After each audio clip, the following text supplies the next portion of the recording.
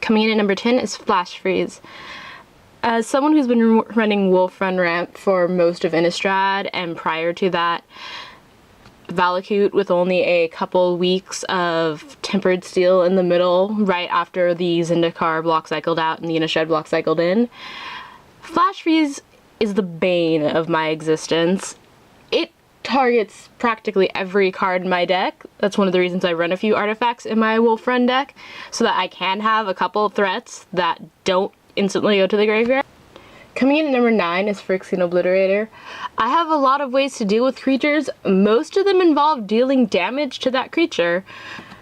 Something like Phyrexia Obliterator, where every time I deal damage to it, I have to sacrifice that many permanents, can get really bad. That pretty much negates my Blasphemous Act because that just wipes my board. I don't like the idea of a double Slagstorm or blocking with a Titan. I have Beast Within, but I only have one, so it gets kind of difficult. I just hate this card overall. Like, it was fun.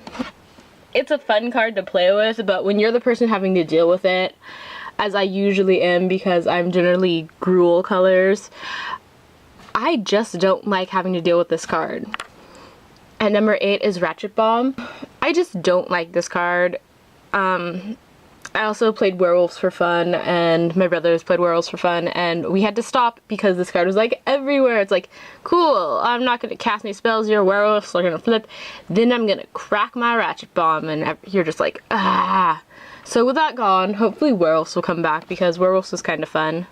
Number 7, Dungrove Elder.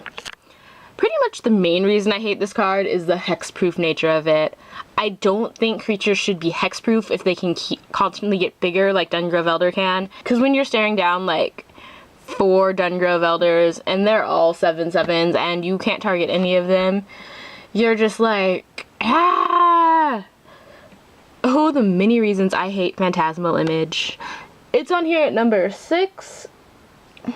Obviously, it can come into play and kill my legends if I have legends. You can copy one of my titans. Obviously, you can't, it doesn't survive long against my Wolf Run, but it's still annoying, and I don't like the fact I have to work really hard to get my big creatures on the field, and then they're like, I paid 2 mana, and now I have your creature. Number 5, Spine of Isha. Like I said, this isn't a very common card, but when it's in a deck, I lose because I rely on my bombs, and that's the first thing to destroy. At number 4, we have Shelodread Whispering One. It's common enough that it just annoys me when it's around. It's one of those cards that it's not very common, but when it's against me, I generally lose. At number 3, we have our first common, Tumble Magnet. Tumble Magnet is a very annoying card, especially when you have ways to keep the counters on, like sacrificing it and then bringing it back, or proliferation. I just don't like this card. I don't like being I don't like my combat phases being controlled by other people. I have lost many a game because of Tumble Magnet, and I'm very glad to see it going. At number 2, we have our second common, Mana Leak. I don't play blue very often.